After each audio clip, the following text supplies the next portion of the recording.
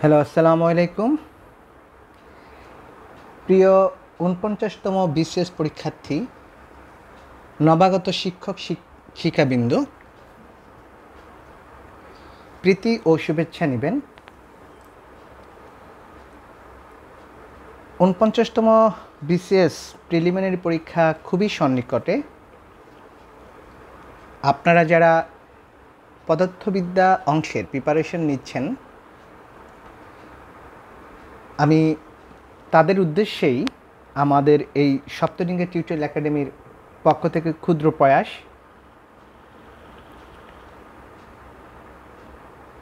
আমরা আজ আমাদের সপ্তডিঙ্গা টিউটোরিয়াল একাডেমিতে কাজ, ক্ষমতা ও শক্তি এই অধ্যায়ের উপর আমরা কিছু প্রশ্ন নিয়ে হাজির হয়েছি। আশা করি আমাদের এখান থেকে ইনশাল্লাহ প্রশ্নগুলো কমন পড়ার সম্ভাবনা আছে। আপনারা একটু চোখ বুলিয়ে নিতে পারেন। আমরা যে প্রশ্নগুলো সাজিয়েছি সেগুলো জাস্ট একটু দেখে নিলে হয়তোবা আপনার উপকৃত হবে ইনশাল্লাহ। এবং আমরা পরীক্ষার আগ পর্যন্ত ধারাবাহিকভাবে আমরা পরীক্ষার প্রশ্ন, বিভিন্ন মডেল টেস্ট এগুলো আমরা ইনশাল্লাহ দিয়ে যাব। আপনারা একটু ধৈর্য সহকারে দেখবেন এবং আমাদের চ্যানেলটিকে সাবস্ক্রাইব করে আমাদের সাথে থাকবেন। এবং বাজারে আমাদের একটি বইও বের হয়েছে পদার্থবিজ্ঞান অংশের জন্য, এবং এটার পরপরই আমাদের আরেকটি বই আসতেছে, সেটা হচ্ছে ভৌতবিজ্ঞান এবং কলেজ প্রভাষক পদার্থবিদ্যা অংশের। এবং কলেজ প্রভাষকের সাথে আরেকটি বের হবে ডেমনস্ট্রেটর প্রদর্শক। তা আপনারা যারা বই খুঁজছেন, যেহেতু এখন থেকে প্রিলিমিনারি পরীক্ষা হবে আমাদের, যে কী ধরনের প্রশ্ন হতে পারে বা কী কী প্যাটার্ন থাকতে পারে, অপশন কয়টা থাকতে পারে, এই জিনিসগুলোর একটা ধারণা আমরা দেওয়ার চেষ্টা করেছি। এবং সিলেবাস দেওয়ার পরপর ইনশাল্লাহ আমরা সিলেবাসটা দেখে যে টপিকসগুলো আমাদের থাকবে আমরা সেগুলো ইনশাল্লাহ আমাদের বইগুলোতে ইনক্লুড করব, এবং যেই অংশগুলো আমাদের থাকবে না সেগুলো আমরা বাদ দিয়ে আমরা বইটা ইনশাল্লাহ বাজারে নিয়ে আসব। আমরা খুব স্বল্পতম সময়ের মধ্যেই ইনশাল্লাহ আমরা বাজারে নিয়ে আসব। তো আমরা শুরু করি। যেহেতু আমাদের আজকের টপিকসটা হচ্ছে কাজ, ক্ষমতা ও শক্তি, এই অংশ নিয়ে আমরা খুব শীঘ্রই এটার উপর একটা সাজেশনও দিব ফিজিক্সের উপর, যাতে কমন পড়ে। এখানে প্রথমে যে প্রশ্নটা বলা আছে, এক জুলে কত আর্ক, অর্থাৎ জুলের সাথে আর্কের সম্পর্ক কী। প্রথমটা দেওয়া আছে 10⁴, 10⁵, 10⁻⁷, 10⁻⁹। তো আমরা জানি 1 জুলে হচ্ছে 10⁷ আর্ক, 10⁷ আর্ক, অর্থাৎ জুল বড় আর্ক ছোট। অথবা আমরা যদি বলি 1 আর্গে কত জুল, সেটা হবে 10⁻⁻⁷ জুল। 2 নম্বর প্রশ্নে আসছে সিজিএস পদ্ধতিতে কাজের অভিকর্ষীয় একক কোনটি। আমাদেরকে বলা আছে সিজিএস পদ্ধতিতে কাজের অভিকর্ষীয় একক আমাদের বের করতে বলা হয়েছে। কাজের অভিকর্ষীয় একক, অর্থাৎ আমরা যে কাজটা বের করব সে কাজের অভিকর্ষীয় এককটা কি হবে। আমরা একটু দেখি, আমরা একটু যদি নেই, এখানে বলা আছে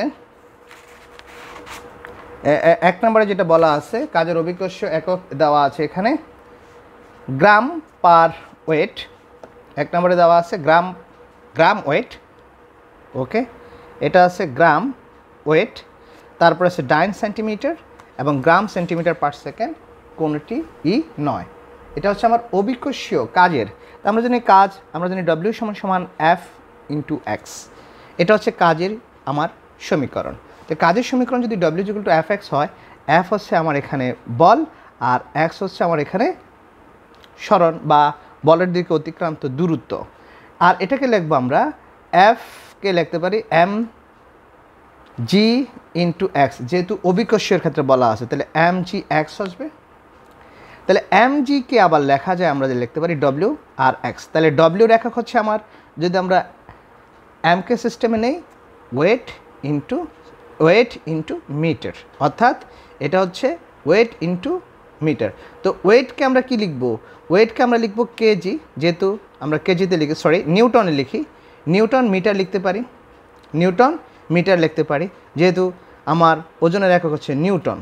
সিরিজের সিস্টেমে আমি লিখব ওজনের একক অর্থাৎ বলের একক হচ্ছে আমার ডাইন, ডাইন ইন্টু সেন্টিমিটার, ওকে।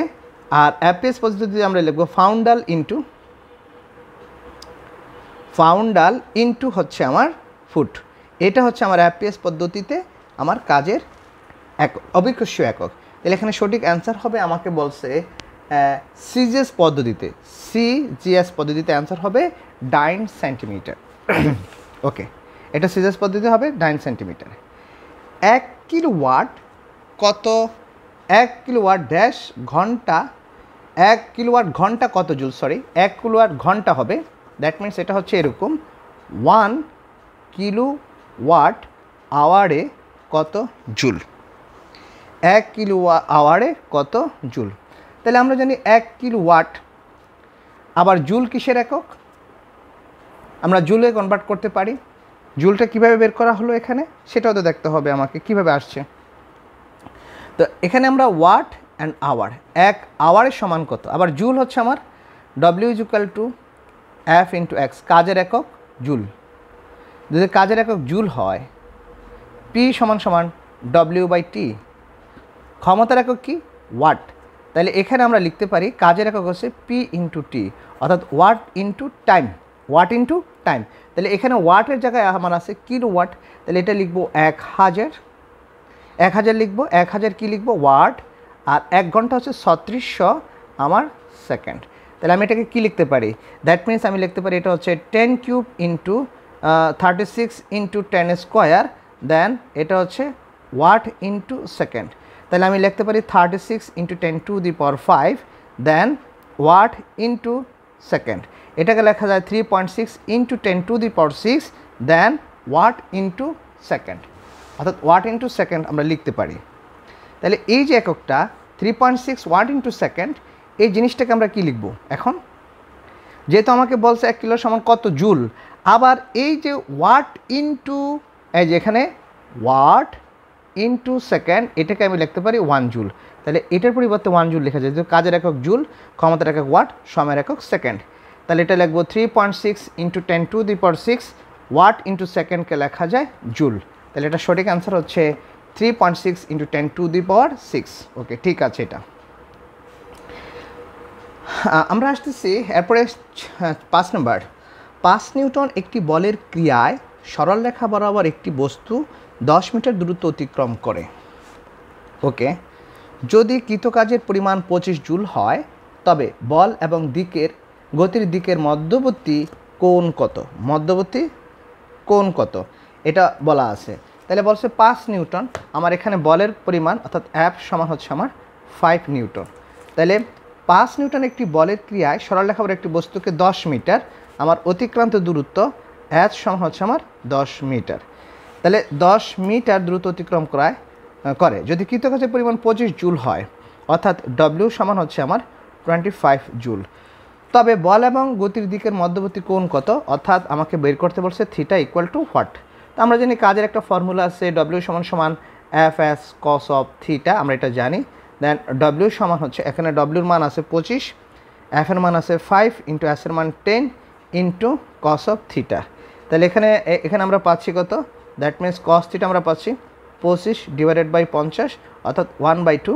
তাহলে 1/2 মানে হলো cos 60 ডিগ্রি, দেয়ারফর θ = হচ্ছে আমার 60 ডিগ্রি। তাহলে এখানে সঠিক অ্যান্সার হচ্ছে 60 ডিগ্রি। হ্যাঁ, ঠিক আছে, এটা সঠিক অ্যান্সার হবে 60 ডিগ্রি।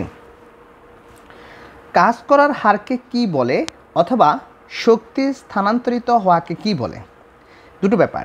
একটা হচ্ছে যদি বলে কাজ করার হারকে, দ্যাট মিনস আমরা জানি P = W/T, কাজ করার হার, অর্থাৎ একক সময়ে যতটুকু কাজ আমি করব সেটা আমার ক্ষমতা, এটাকে আমার ক্ষমতা বলে। আরেকটা সংজ্ঞাও আসতে পারে, শক্তি স্থানান্তরিত হওয়াকে কি বলে, অর্থাৎ আমার যদি এনার্জিটা ট্রান্সফার হয়, এই ট্রান্সফার হওয়াটাই হচ্ছে আমার ক্ষমতা, এটাও আসতে পারে। তাহলে সঠিক অ্যান্সার হচ্ছে ক্ষমতা। 50 কেজি ভরের একটি ব্লক 1 মিটার দৈর্ঘ্যের অনুভূমিক তলে বিচরণ করে। যদি তাদের তলের ঘর্ষণ গুণাঙ্ক 0.2 হয় তবে ঘর্ষণ বলের বিপরীতে কৃত কাজের পরিমাণ কত? তবে ঘর্ষণ বলের বিপরীতে কৃত কাজের পরিমাণ কত? তো আমরা একটা সংজ্ঞা জানি যে ফর্মুলা W=F × S, এটা আমরা জানি। আবার আরেকটা সূত্র আছে μS = Fs/R। এখানে μS হচ্ছে স্থিতি ঘর্ষণ গুণাঙ্ক, Fs হচ্ছে ঘর্ষণ বল, আর R হচ্ছে প্রতিক্রিয়া বল। সেখান থেকে যদি আমি ঘর্ষণ বল বের করি, দ্যাট ইজ μS × R। আবার আরটাকে কি লেখা যায়? μS × mg cos of θ। এখানে আমার কি কি দেওয়া আছে? 50 কেজি ভরের একটি ব্লককে 1 মিটার দৈর্ঘ্যের অনুভূমিক তল বিবেচনা করা হয়। যদি তলের ঘর্ষণ গুণাঙ্ক 0.2 হয় তবে ঘর্ষণ বলের বিপরীতে কৃত কাজের পরিমাণ কত? তাহলে আমার এটা হলো ঘর্ষণ বল। তাহলে ঘর্ষণ বলের বিপরীতে কৃত কাজ হবে কি? কৃত কাজ হবে আমার এটা W= এই যে Fs হবে, আর এখানে এসটা বসাই দেব, আর Fs এর জায়গায় আমি বসাবো, তাহলে ফাইনালি পাচ্ছি μS then mg cos of θ × S।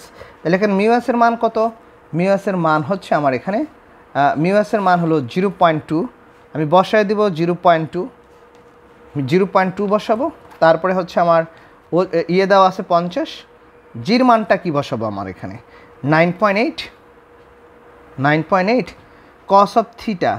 দৈর্ঘ্যের অনুভূমিক তল বিবেচনা করো, যদি তাদের দৈর্ঘ্য, তবে ঘর্ষণ বলের দ্বারা কৃত কাজ কত? আর এখানে এসের মানটা বসাই দেবো 1 মিটার। আমি ক্যালকুলেশন করলে মানটা পেয়ে যাব। এখানে সঠিক অ্যান্সার হচ্ছে 98 জুল।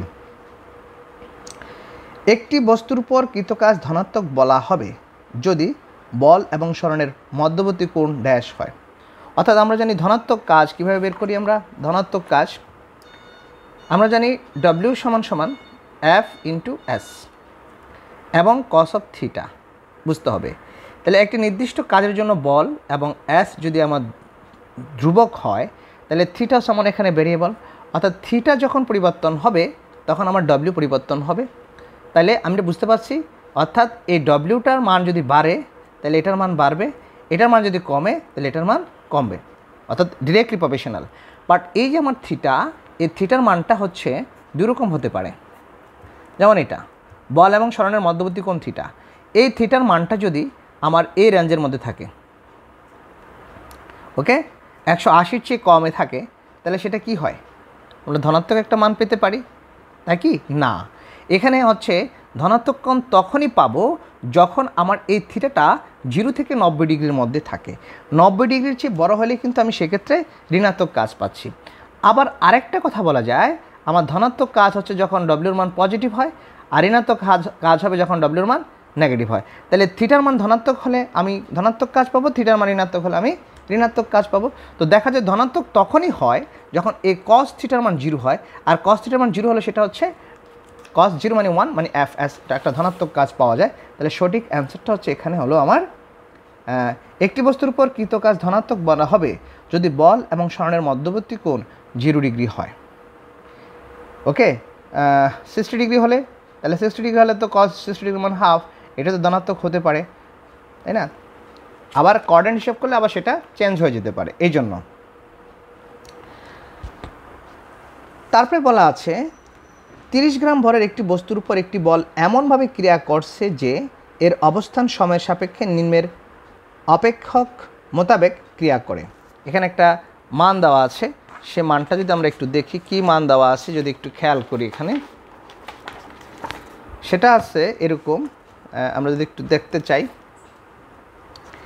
এখানে আছে x = 3t - 4t² + t³, যেখানে x হলো মিটার এককে এবং সময় হলো সেকেন্ড। প্রথম 4 সেকেন্ডে কৃত কাজ কত? তার মানে আমার t দেওয়া আছে 4 সেকেন্ড। তাহলে আমার প্রথম 4 সেকেন্ডে কৃত কাজ কত? বস্তুটার ভর দেওয়া আছে কত? w সমান, বস্তুটার ভর m দিয়ে প্রকাশ করি, m আছে আমার 30 গ্রাম। তাহলে 30 গ্রামকে আমি জুলে নিয়ে কেজিতে নিয়ে যাবো, 1000 দিয়ে ভাগ করে এটা সেটা কেজি হবে। তাহলে 30 গ্রাম ভরের একটি বস্তুর উপর একটি বল এমনভাবে ক্রিয়া করছে যে এর অবস্থান সময়ের সাপেক্ষে নিম্নের অপেক্ষক মোতাবেক ক্রিয়া করে। তাহলে এক্সের মানটা দেওয়া আছে, তাই তো, যেখানে এক্স হলো মিটার একক এবং সময় হলো সেকেন্ডে। প্রথম 60 সেকেন্ডে কৃত কাজ কত? তাহলে কৃত কাজ হচ্ছে আমার এফ ইন্টু এক্স। তাহলে এফ এক্স তো আমি এফ তো জানি না, তাহলে এটাকে এম জিতে কনভার্ট করে ফেলি ইন্টু এক্স। তাহলে এক্সের মানটা কী হবে? X will be 3t minus 4t square plus T cube. এক্সের মানটা আমি এখানে বসাই দেবো আমার 4, তাহলে 3 into 4 minus 4 into 4 square then plus 4 cube. তাহলে 3 4 12 মাইনাস 4 ইন্টু 16 প্লাস 4 4 16 4 16 64। তাহলে 64 আর 12 কত? 76। 4 24 4 হাতের হলো 2 64। তাহলে এখানে 2 12 12 হচ্ছে আমার এক্স। আর এম এর মান কত? দ্যাট ইজ 30 ভাগ হচ্ছে আমার 1000। জির মানটা আমরা ধরবো 10 ধরি 9.8 না ধরে, আমরা যেহেতু ক্যালকুলেটর ধরো নাই, তাহলে আমরা এটা দিয়ে ভাগ করবো। এই 0 0 বসে কাটা, এটা আবার কাটা। তাহলে এটা আসতেছে কত? 3 12 36 ভাগ 10 অর্থাৎ 3.6। তো 3.6 তো আমার এখানে নাই, আছে কি? 3.6 নাই। তাইলে মানে 4 সেকেন্ডে কৃত কাজ হবে আমার এখানে 3.6, এটা জুল, কাজের একক হচ্ছে জুল। তো এখানে লেখা আছে মিলি জুল। তাহলে মিলি জুল হলে অ্যান্সারটা কী হবে? 3.6-এর কাছাকাছি তো একটাও নাই, তার মানে এটা সঠিক উত্তর আমাদের এখানে নাই, 3.6 হবে এটার অ্যান্সার। তারপরে বলা আছে একটি অবস্থান নির্ভর বল হলো এফ সমান এত 7 - 2x + 3x স্কোয়ার নিউটন, যা 2 কেজি ভরের একটি বস্তুর উপর ক্রিয়া করে বস্তুটিকে x = 0 থেকে x = 5 মিটার সরণ ঘটায়। কৃত কাজ জুলে নির্ণয় করো। তাহলে কৃত কাজ আমরা জুলে নির্ণয় করব কিভাবে? এটা ইন্টিগ্রেশন ফরম্যাটে আছে। আমরা যদি একটু দেখি যে কাজ অর্থাৎ w = f × dx integration of এখানে x1 to x2, যেহেতু ইন্টিগ্রেশন ফর্মুলাতে আছে। x1 এর মানটা কত? আমার 0 থেকে 5, দ্যাট ইজ 0 to 5। আর f এর মানটা দেওয়া আছে, f এর মান 7 - 2x, that means 7 - 2x then plus হচ্ছে 3x square plus 3x square then হচ্ছে dx। তাহলে আমি এখান থেকে পাবো 7x ইন্টু লিমিট বসাবো 0 to 5 মাইনাস 2 ইন্টু এটা হচ্ছে x স্কোয়ার বাই 2 লিমিট বসাবো 0 to 5 plus 3 into x cube by 3 আমি লিমিট বসাবো 0 to 5, 3 3 কাটা 2 2 কাটা, দেন 5 minus 0 minus 5 square minus 0 square plus 5 cube minus 0 cube. তাহলে ফাইনালি কত পাবো? 5 × 35 মাইনাস 25 প্লাস 5 25 125 হচ্ছে। তাহলে 125 হলে এখানে 35 আর এখানে রইল 100, দ্যাট মিনস 135 জুল। এটা সঠিক অ্যান্সার হচ্ছে। আমি একটু দেখাই দিই অ্যান্সারটা আমরা কীভাবে করলাম। এটা সঠিক অ্যান্সার হবে 135 জুল। ওকে, তাহলে সঠিক অ্যান্সার হচ্ছে 135। এটা এককটা হবে আমাদের জুল, এখানে জুলের এককটা কনভার্সন দিতে হবে জুল, এত জুল। একটি কাঠের ব্লককে উলম্ব বরাবর উঠানোর চেয়ে আনত তল বরাবর উঠানো অধিকতর সহজ কেন? কারণ হচ্ছে আমরা একটি কাঠের বলকে যখন উলম্ব বরাবর উঠাবো সেটা কিন্তু কঠিন, বাট সেটাকে যদি আমি আনত তল বরাবর উঠাতে চাই সেটা কিন্তু সহজ। এর কারণ বলছে তারা জি এর মান ক্ষুদ্রতর হয় না, জি এর মান ক্ষুদ্রতর হবে না, ঘর্ষণ কমে তাও না, ওজনের একটি অংশকে অতিক্রম করতে হয় মাত্র। কারণ এটা যদি আনত তল বরাবর থাকে তখন তার ওজনটা দুইটা উপাংশে ভাগ হয়, একটা উলম্ব উপাংশ একটা অনুভূমিক উপাংশ, তখন ওজনটা দুইটা ভাগে ভাগ হয়ে যায়। এই জন্য বলছে ওজনের একটি অংশকে অতিক্রম করতে হয় মাত্র, বড় অপেক্ষা কিন্তু ছোট হয়। তাহলে সঠিক অ্যান্সার হবে ওজনের একটি অংশকে অতিক্রম করতে হয় মাত্র। যখন একটি বস্তু ধ্রুব বেগ নিয়ে বৃত্তাকার পথে ঘূর্ণনশীল থাকে তখন, একটা বস্তু যখন ধ্রুব বেগে মানে এটা যদি একটা কনস্ট্যান্ট ভ্যালোসিটি নিয়ে মুভ করতে থাকে, আসলে এখানে ভ্যালোসিটি বলা যাবে না, এটা হবে স্পিড, যেহেতু সে বৃত্তাকার পথে ঘুরে, আর বৃত্তাকার পথে ঘুরা মানে তার প্রতি মুহূর্তে মুভমেন্টের চেঞ্জ হচ্ছে, সে দিক চেঞ্জ করছে, সুতরাং it is not vector, it is not defining vector, এটা হচ্ছে আমার তখন হয়ে যাবে আমার স্কেলার, অর্থাৎ এটা হবে দ্রুতি, that means speed, not velocity, bag না। তাহলে যখন একটি বস্তু ধ্রুব বেগ নিয়ে বৃত্তাকার পথে ঘূর্ণনশীল থাকে তখন এর উপর কোনো বল ক্রিয়া করে না। এটা সঠিক কি না? এর উপর কোনো কাজ হয় না, যেহেতু আমার ব্যাগটা শূন্য, ব্যাগটা এখানে ফিক্সড কিনা, ব্যাগটা হচ্ছে বৃত্তের পথে ঘূর্ণনশীল, এজন্য এর উপর কোনো কাজ হবে না। আমরা জানি কাজ ডব্লিউ সমান সমান এফ ইন্টু এক্স, আবার এফ সমান এম এ, কে আবার লেখা যায় V minus U divided by T. V হচ্ছে এখানে আমার হচ্ছে কি ভ্যালোসিটি, কিন্তু এখানে তো আমার এটা কি বৃত্তাকার ব্যাগ, ধ্রুব ব্যাগ এবং বৃত্তাকার পথে ঘুরছে, এই জন্য এটার কোনো কাজকে আমি ডিফাইন করতে পারি না, অর্থাৎ এর দ্বারা কোনো কাজ হয় না।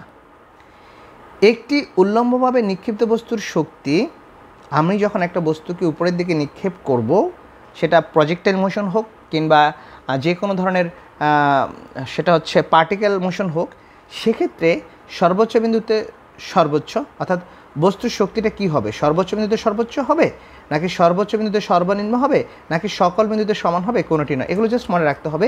একটি উল্লম্বভাবে নিক্ষিপ্ত বস্তুর শক্তি সকল বিন্দুতে সমান।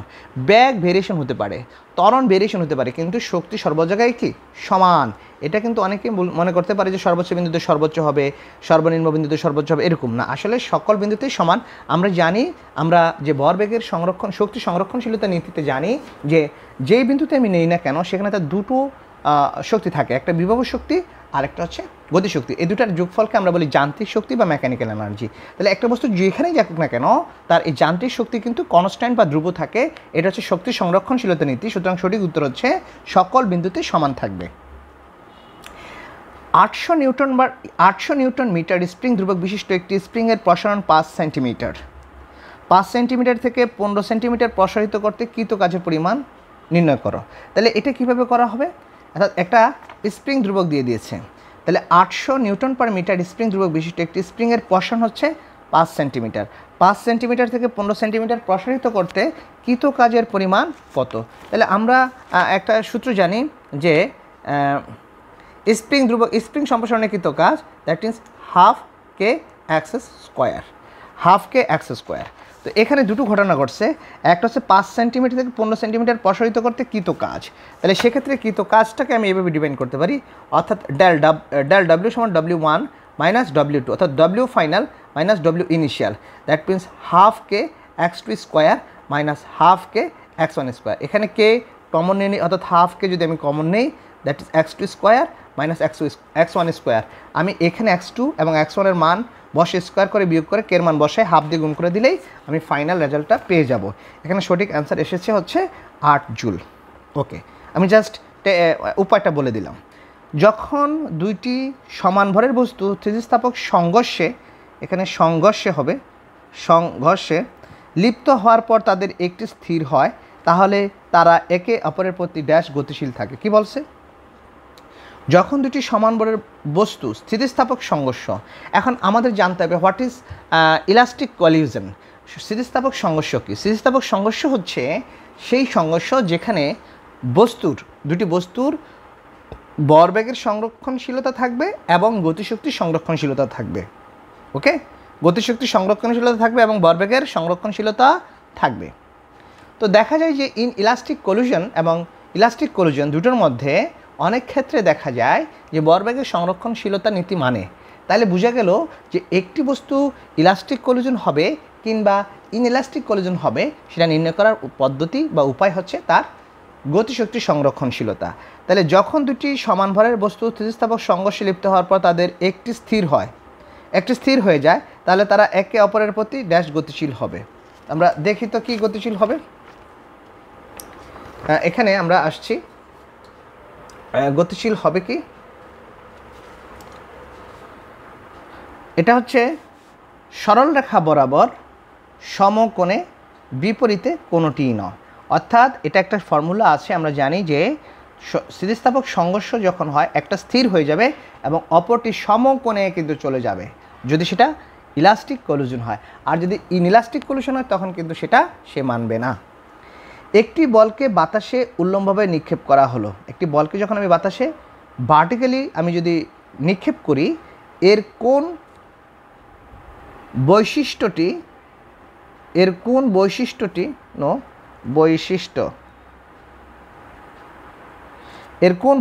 বৃদ্ধি পাবে। অর্থাৎ আমি যখন উল্লম্বভাবে একটা বস্তুকে নিক্ষেপ করব, এটার কোন রাশিটার মান বাড়বে?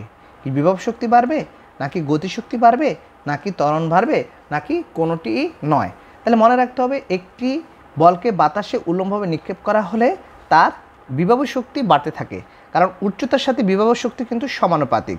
আমরা জানি ইপি ইকুয়াল টু, যদি আমরা ইকুয়েশনটা একটু বলি, অর্থাৎ আমরা জানি বিভব শক্তি ইপি সমান সমান এম জি এস। এম যদি ধ্রুবক, তাহলে EP is proportional to S. দূরত্ব যত বাড়বে তার বিভব শক্তি তত বাড়বে। সুতরাং এখানে বিভব শক্তি হচ্ছে আমার সঠিক অ্যান্সার। এখানে সঠিক অ্যান্সার হচ্ছে আমার বিভব শক্তি। ওকে, আমরা পরের স্টেপটাতে আসি। বলা আছে কোনো বস্তুর উপর নেট বল দ্বারা কৃত কাজ বস্তুর কোনটির পরিবর্তনের সমান। এইটা হচ্ছে কোনো বস্তুর উপর নেট বল দ্বারা কৃত কাজ বস্তুর কোনটির পরিবর্তনের সমান। এটা কি বিভব শক্তি, নাকি গতিশক্তি, নাকি রাসায়নিক শক্তি, নাকি কোনোটি নয়? এটাকে আমরা বলছি কাজ শক্তি উপপাদ্য। অর্থাৎ একটি বস্তুর উপর যত ধরনের বল দ্বারা কৃত কাজ হয়, বল কী কী হতে পারে? ঘর্ষণ বল হতে পারে, আমার হতে পারে হচ্ছে অভিকর্ষ বল হতে পারে, আমার হচ্ছে অবিলম্ব বল দ্বারা কৃত কাজ হতে পারে, তারপরে হচ্ছে আমার কি বলে স্থিতিস্থাপক বল দ্বারা কৃত কাজ হতে পারে। যত রকম বল এটার উপর দ্বারা ক্রিয়া করে কাজ সম্পূর্ণ করুক না কেন, সবগুলোর সূত্রই হচ্ছে গতিশক্তির পরিবর্তন। এটাই হচ্ছে আমার কাজ শক্তি উপপাদ্য। দুটি অসমান ভরের দুটি বস্তুর ভরের অনুপাত 1:2 এবং তাদের বেগ সমান হয়, তাহলে তাদের গতিশক্তির অনুপাত নির্ণয় করো। তাহলে অনুপাত কত হবে?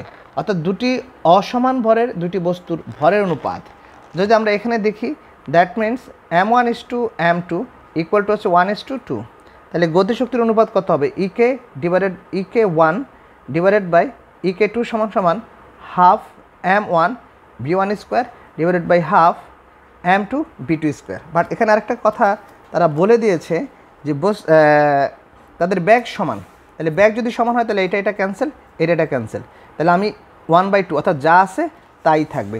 একদম একটা ট্রিকি, মানে একদম সহজ একটা প্রশ্ন দেওয়া আছে। তাহলে এটার অ্যান্সার হবে তাদের গতিশক্তির অনুপাত হবে 1:2। একটি হালকা এবং একটি ভারী বস্তুর ভরবেগ সমান হলে কোনটির গতিশক্তি বেশি হবে?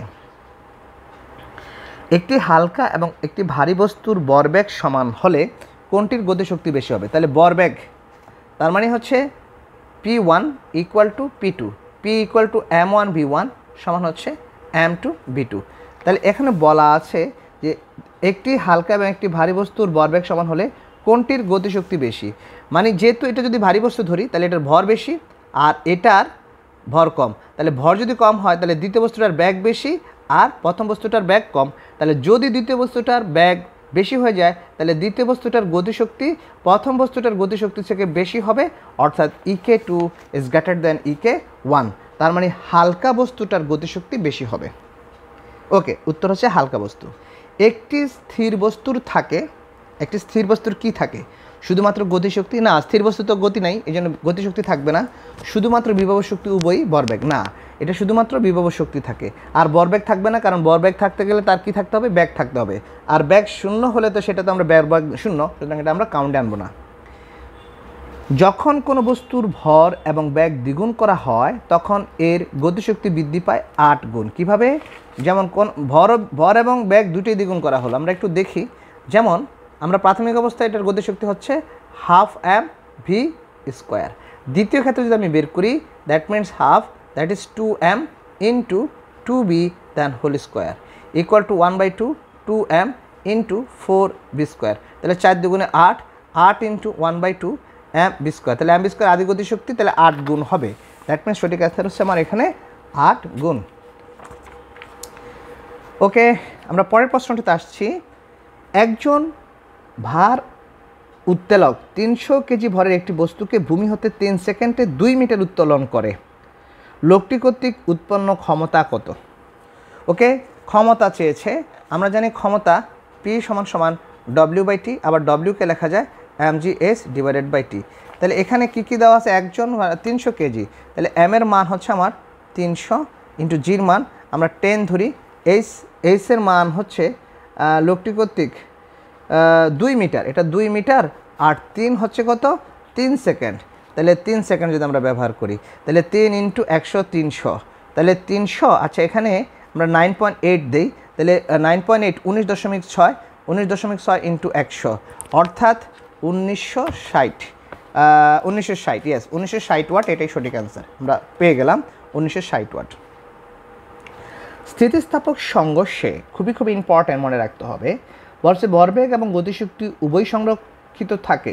ভরবেগ এবং গতিশক্তি উভয়ই সংরক্ষিত থাকে। ইয়াস, এটাই আমরা একটু আলোচনা করলাম একটু আগে।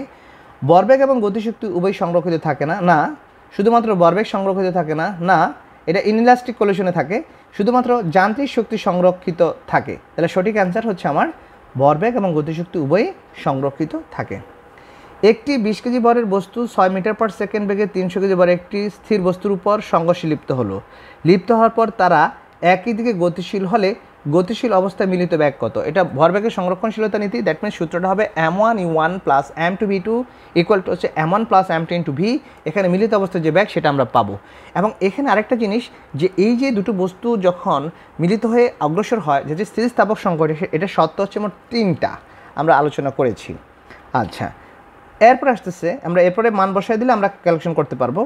একটি স্পন্দনশীল সরল দোলকের ভর একটি নির্দিষ্ট সময় স্পন্দনশীল থাকার পর স্থির হয় নিম্নের কোন বৈশিষ্ট্যের কারণে? বলা আছে একটি স্পন্দনশীল সরল দোলকের ভর একটি নির্দিষ্ট সময় স্পন্দনশীল থাকার পর স্থির হয়ে আসে কোন বৈশিষ্ট্যের কারণে?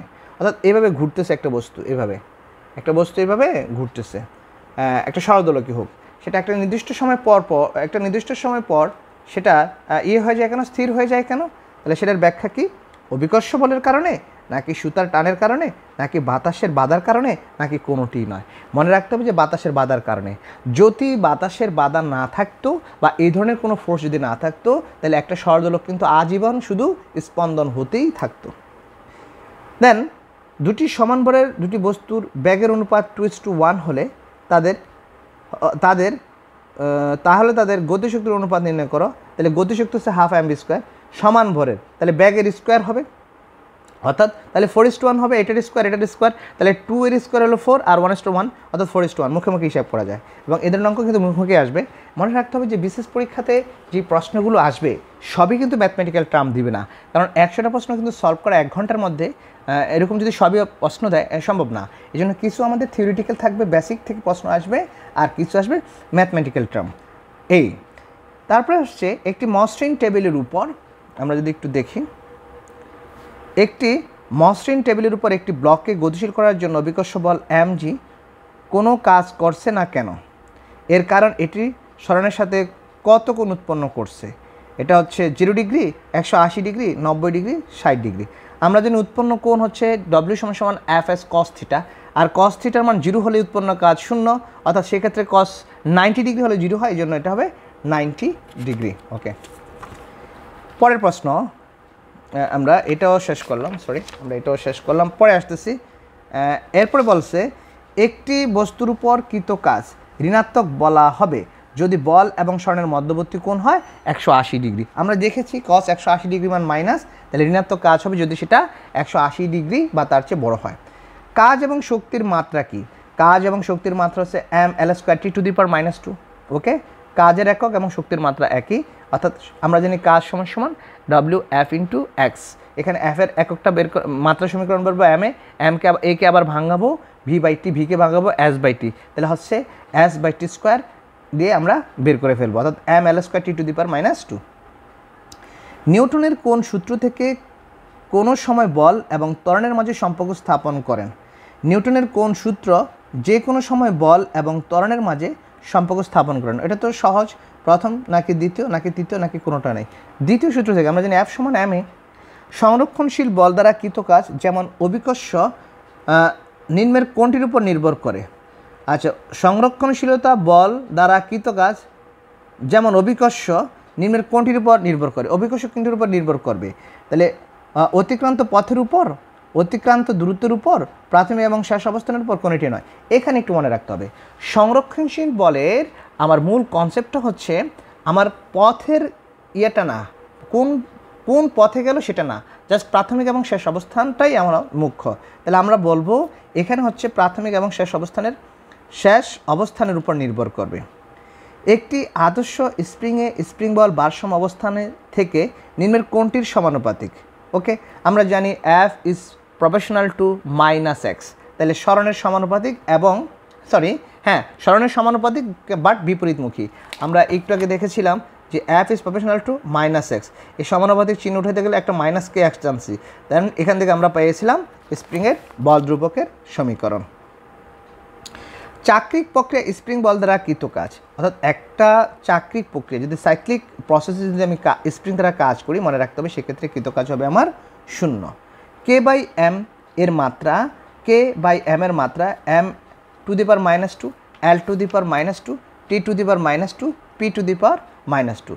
এখানে প্রশ্নটা হচ্ছে k/m, তো k তো ধ্রুবক, m হচ্ছে বর, তাহলে এখানে হবে আমার t⁻²। তো কেন k/m এর মাত্রা t⁻² হলো কেন? কারণ হচ্ছে আমার যে কে, এই কের একক এবং ভরের এককটা প্রতিপাদন করলেই আমি এখান থেকে টাইম এটা পাই t⁻²।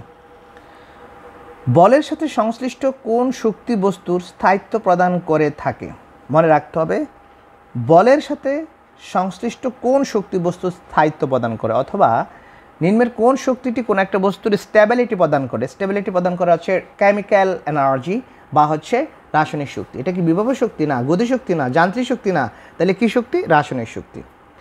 কোন বিজ্ঞানী E=mc² সূত্র প্রদান করেন? Newton, joule, Einstein? কোনটি নয়, বিজ্ঞানী আইনস্টাইন। আমরা জানি E=mc², এটা আইনস্টাইন ওয়ার্ল্ড ফেমাস সূত্র। ফিশন প্রক্রিয়া একটি ভারী নিউক্লিয়াস যেমন 92-235 ইউরেনিয়াম নিম্নের কোনটির সাথে বিক্রিয়া করে হালকা নিউক্লিয়াসে পরিণত হয়? সেটা হচ্ছে ইলেকট্রন নাকি এটা হবে প্রোটন, তারপরে নিউটন, আলফা কণা। সঠিক অ্যান্সার হচ্ছে নিউটন। আমরা বিক্রিয়া দেখিয়েছি নিউক্লিয়ার ফিজিক্সের ক্লাসে যে কীভাবে সেটা কনভার্ট হয়ে একটি ভারী নিউক্লিয়াস একাধিক হালকা মৌলের নিউক্লিয়াসে পরিণত হয়, সুতরাং নিউটনের আঘাত করতে হবে। তাহলে সঠিক অ্যান্সার হচ্ছে এখানে নিউটন। ক্ষমতার মাত্রা কোনটি? ক্ষমতা হচ্ছে কাজ বা সময়ের মাত্রা, P=W/T। আমার ক্ষমতার মাত্রা কাজের মাত্রা জানলাম ml² t⁻², তাহলে এখান থেকে সময়ের আবার মাত্রা উপরে চলে যাবে, তাহলে t⁻⁻1, তাহলে হয়ে যাবে ml² t⁻³ তাহলে আমার এটা হচ্ছে সঠিক অ্যান্সার। সকল সংঘর্ষে নিম্নের কোনটি সংরক্ষিত থাকে? সকল সংঘর্ষে নিম্নের কোনটি সংরক্ষিত থাকে? এটা মোট গতিশক্তি নাকি মোট যান্ত্রিক শক্তি হবে? মোট যান্ত্রিক শক্তি নাকি মোট রৈখিক ভরবেগ? কোনোটি না। সকল সংঘর্ষে নিম্নের কোনটি সংরক্ষিত থাকে? মোট রৈখিক ভরবেগ। রৈখিক ভরবেগ মানে হচ্ছে P1, P initial = P final, এটা not L initial N final. এটা হচ্ছে অ্যাঙ্গুলার মোমেন্টাম। রৈখিক মানে লিনিয়ার, অর্থাৎ আমার mvটা সংরক্ষিত থাকবে।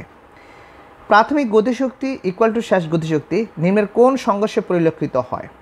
অর্থাৎ প্রাথমিক গতিশক্তি এবং শেষ গতিশক্তি এটা সংরক্ষিত থাকবে, এটা হবে সামেশন, অর্থাৎ সমস্ত প্রাথমিক গতিশক্তিগুলোর যোগফল। এটা তো সামেশন আকারে আমরা বের করি, আবার শেষ গতিশক্তি সামেশন আকারে বের করা যায়। এইটা সমান থাকবে, অর্থাৎ গতিশক্তি সংরক্ষণশীলতা থাকে, সেটা হচ্ছে স্থিতিস্থাপক সংঘর্ষে অর্থাৎ ইলাস্টিক কলিজনে থাকবে আমার। ওকে, একটা হচ্ছে ইলাস্টিক কলিজনে আমার থাকবে। দেন পরের প্রশ্ন আসছি আমরা, কাজের SI একক কোনটি? অর্থাৎ সিস্টেম, ইন্টারন্যাশনাল সিস্টেম। SI কেন বলা হয়? কারণ আমি যদি IS লিখি, IS ইন্টারন্যাশনাল সিস্টেম হওয়ার কথা ছিল IS, I দ্বারা independent as for state, independent state বুঝায়, তাইলে এই জন্য এটা লেখা যায় না। এই সমস্যা দূর করার জন্য আগে S পরে I লেখা হয়, অর্থাৎ আন্তর্জাতিক পদ্ধতি। তাহলে আন্তর্জাতিক পদ্ধতিতে কাজের একক হচ্ছে আমার জুল নাকি নিউটন নাকি ওয়াট নাকি প্যাসকেল। ওকে, এটা হচ্ছে আমার জুল। নিউটন তো আমার বলের একক, ওয়াট ক্ষমতার একক, আর প্যাসকেল হচ্ছে চাপের একক, সুতরাং এখানে সঠিক অ্যান্সার হচ্ছে জুল। সংকুচিত স্প্রিংয়ের মধ্যে কোন ধরনের শক্তি সংরক্ষিত থাকে? এটা কি গতিশক্তি নাকি বিভব শক্তি নাকি তাপীয় শক্তি নাকি রাসায়নিক শক্তি? আমরা জানি সংকুচিত বস্তুর মধ্যে আমার যে শক্তি থাকবে অর্থাৎ U = ½ kx², সেটা বিভব শক্তি। গতিশক্তি নিম্নের কোন রাশিদের উপর নির্ভরশীল? আমরা জানি গতিশক্তি ½ mv², তাহলে ভর এবং বেগ। বিভব শক্তি নিম্নের কোনটির সমানুপাতিক? ব্যাগ, দূরত্ব, বল, উচ্চতা। একটু আগে আমরা দেখেছি এটা উচ্চতা সমানুপাতিক, আমি আলোচনা করেছি। একটি বদ্ধ ব্যবস্থায় মোট শক্তির মান ধ্রুব, অর্থাৎ একটি বদ্ধ ব্যবস্থায় কিন্তু কখনো যেটি একটা হলো ক্লোজড সিস্টেমে মোট শক্তির পরিমাণ কিন্তু 0, বাট সাইক্লিক প্রসেসে হবে আমার 0, বাট মোট ক্লোজ প্রক্রিয়া সেটা হবে ধ্রুব। নিম্নের কোনটি যান্ত্রিক শক্তির উদাহরণ? যান্ত্রিক শক্তির উদাহরণ কোনটি? শব্দ শক্তি, আলোক শক্তি, তাপীয় শক্তি, গতিশক্তি। না, যান্ত্রিক শক্তির উদাহরণ হচ্ছে বিভব শক্তি এবং গতিশক্তি। এখানে গতিশক্তি। যদি একটি বস্তু ধ্রুববেগে গতিশীল থাকে তবে বস্তুর উপর নেট কৃত কাজ, এটা বলছে যদি একটি বস্তু ধ্রুববেগে গতিশীল থাকে তবে বস্তুর উপর নেট কৃত কাজ এটা কি ধনাত্মক নাকি ঋণাত্মক নাকি শূন্য নাকি এর ভরের সমান? মনে রাখতে হবে যখন কোনো একটা বস্তুর উপর নেট ধ্রুব বল প্রযুক্ত হয় তখন তার হয় শূন্য, অর্থাৎ নেট কাজ হয় শূন্য। নিম্নের কোনটি অসংরক্ষণশীল বলের উদাহরণ? মনে রাখতে হবে অসংরক্ষণশীল বলের উদাহরণ কোনটি, অর্থাৎ এটা পথ ডিপেন্ডেন্ট। অসংরক্ষণশীল বলটা কী হবে? মেন আমার স্ট্র্যাটেজিটা হচ্ছে ফাইন্ড আউট করার যে একটা ফোর্স আমার কনজারভেটিভ ফোর্স হবে নাকি নন কনজারভেটিভ ফোর্স হবে, সেটা ডিফাইন করার সঠিক প্রসেসটা হচ্ছে পথ ডিপেন্ডেন্সি। অর্থাৎ পথের উপর যেটা ডিপেন্ড করবে না সেটা হচ্ছে আমার সংরক্ষণশীল বল, আর যেটা পথের উপর ডিপেন্ড করবে সেটা হচ্ছে অসংরক্ষণশীল বল। তাহলে মহাকর্ষ বল না, স্প্রিং বল না, ঘর্ষণ বল? হ্যাঁ, ঘর্ষণ বল হচ্ছে অসংরক্ষণশীল বল এবং স্থির বৈদ্যুতিক বল। এসআই পদ্ধতিতে ক্ষমতার একক কোনটি? Joule, newton, watt, pascal? এটা হচ্ছে ওয়াট। বিভব শক্তি এবং গতিশক্তি কোন শক্তিতে পরিণত হয়? আমরা সবাই জানি, একটু আগে আমি বলেছি যে বিভব শক্তি এবং গতিশক্তিকে একত্রে আমরা বলি যান্ত্রিক শক্তি। এই দুটোই কিসে পরিণত হয়? মেকানিক্যাল এনার্জিতে পরিণত হয়। যখন বল বস্তুর গতির দিকের সমান্তরাল হয় তখন বস্তু কর্তৃক কৃত কাজ, তখন তাদের মধ্যবর্তী যে কোণ সেটা হয়ে যায় জিরো, আর জিরো হয়ে গেলে cos জিরোর মান 1, অর্থাৎ এটা সর্বোচ্চ, এই জন্য শূন্য হবে, অসীম হবে, সর্বোচ্চ হবে, সর্বোচ্চ কাজ হবে। অশ্বক্ষমতা এবং ওয়াটের মধ্যে সম্পর্ক কোনটি?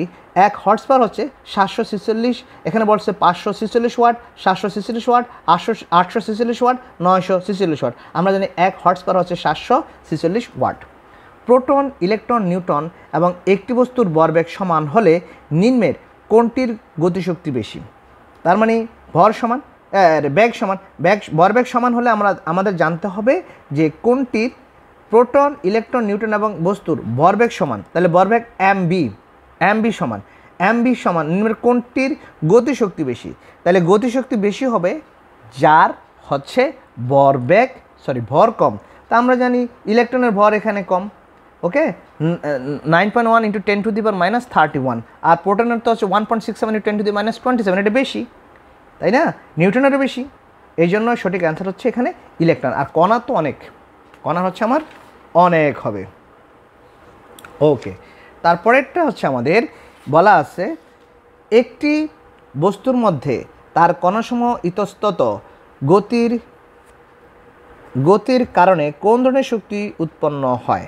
এটা কি যান্ত্রিক শক্তি নাকি তড়িৎ শক্তি নাকি তাপীয় শক্তি নাকি রাসায়নিক শক্তি?